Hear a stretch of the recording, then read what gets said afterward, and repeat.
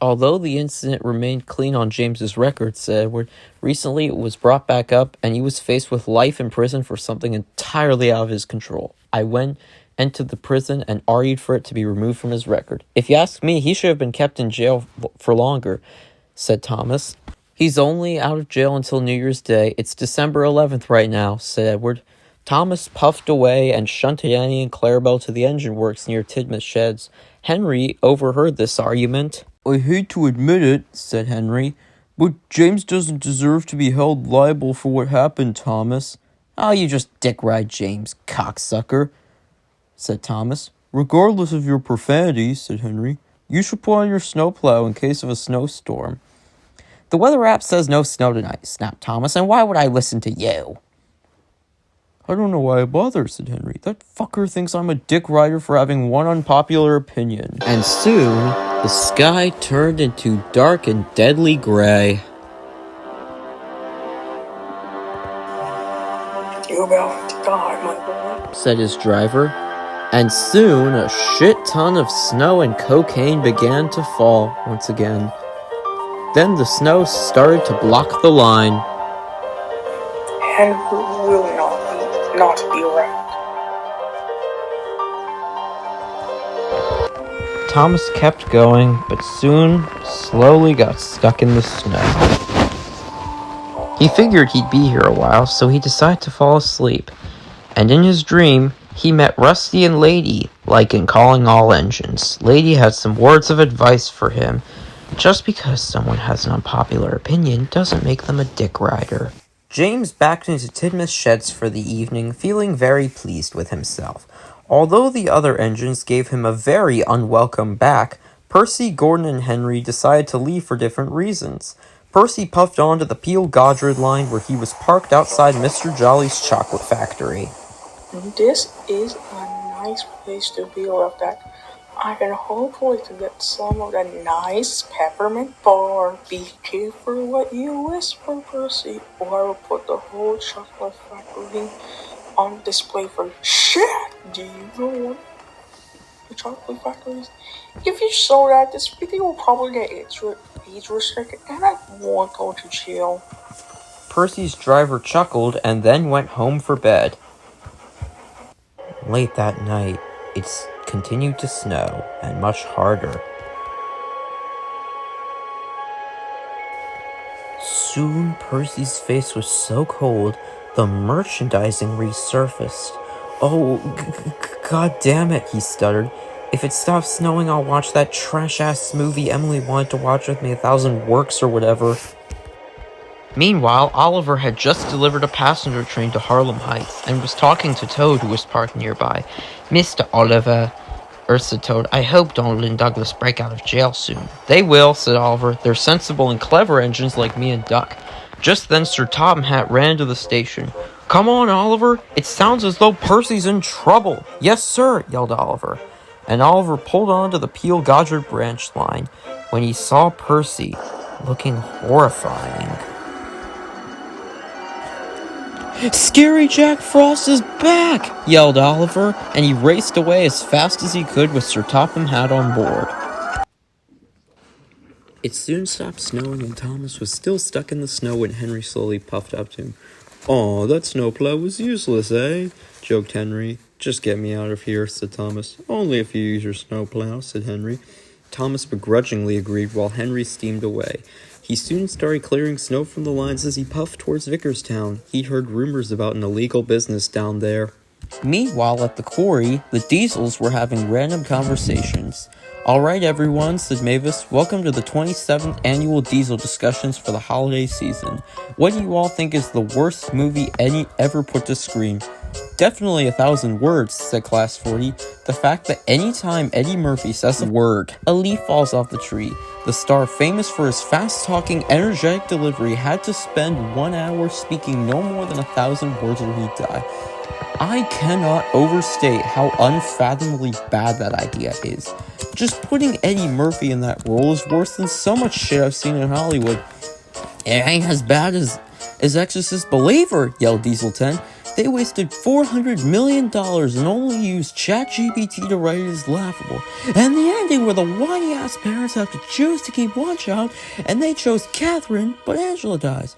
Well, why? So the demon just let itself get killed? It's just that, see you guys, I had a good time playing? Yeah, said Splatter and Dodge. Was he just playing Roblox? Did he forget to log out or something? Just then the Diesels heard music blasting from across the island. Shit, yelled Daisy. I'm calling in Harley and Murdoch to meet me at that place, said Salty. We'd be great partners at that bar. Let's just go see what the fuck it is already, said Derek. And after that, the Diesel sped off all the way to Vickerstown. But before that, Elizabeth the Vintage Lorry was heading to the casino when she saw Percy freezing his ass off. Oh my!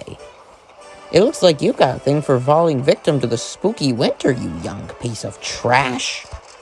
Help me, please, shivered Percy. I'm sorry if I was ever rude to you. Elizabeth, feeling like a firm but helpful teacher, gave Percy some coal she was carrying. Before long, Percy was warmed up and looked normal again.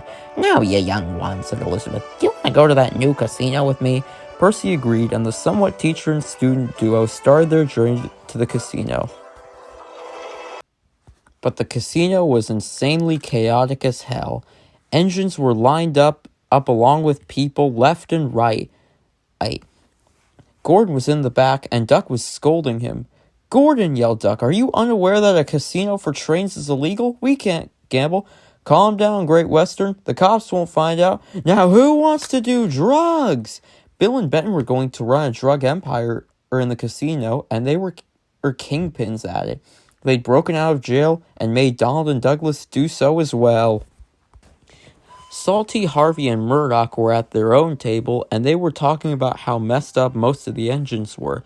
Mates, said Salty, those sailors are so drunk I'll be damned if they even had a thought when making these decisions.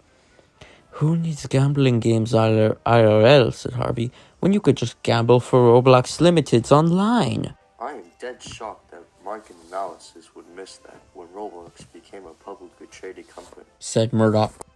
And just for reference, actual adult stock market apps are required by law to issue a warning you can lose as well as make money, said Harvey calmly. If the police want to crack down on any casinos, they should cut down on Roblox limited sales, replied Murdoch. Just then, 4 engines fresh out of prison blasted into the casino. Let's do this, yelled Bill. Drug dealers, yelled Ben. Let's get drugging. Bill and Ben raced over to the bar where they started drinking while Donald and Douglas just watched in shame. No wonder we got arrested, said Don. Oh, it's engines like these that make all twins look bad. Maybe it's just the police on this island are complete dipshits who can't do anything, said Douglas. Just then, 5 vehicles burst into the casino. The Horde lorries, Butch and George were there for no other reason than to cause trouble. My driver will give anyone who refuses to listen to my words a literal steamer. What is a steamer anyway, said Bulgy. If I tell you this video will get age restricted, said George.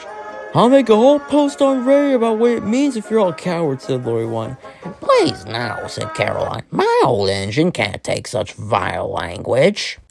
Cyril the Fogman was flying in Harold the helicopter while Workman did his job in Misty Valley. Cyril saw an Instagram video of the chaos unfolding in Gordon's casino. Good thing none of these engines were on the Misty Valley line, otherwise I'd have been fired. Harold, do you have a phone in here? Of course I do, old chap, said Harold as he landed. He called Toby in the casino. He had a sneaky plan. Hello, said Toby. Is it Cyril I'm talking to? Yes, I have an idea. While I just like these idiotic engines to get arrested, I have an idea to lure them out. Send Edward over here to tell the engines that if they stop drinking and running illegal casinos, Sir Topham Hatt will invite them a Christmas party at Tidmouth Station next week, and they'll all be given the highest ChatGPT membership from Santa Claus, if they behave for a week until the party.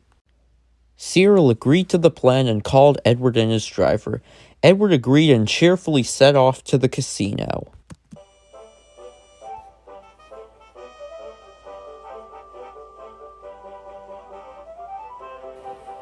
Edward arrived at the casino and sent a text to Henry, who was in the casino.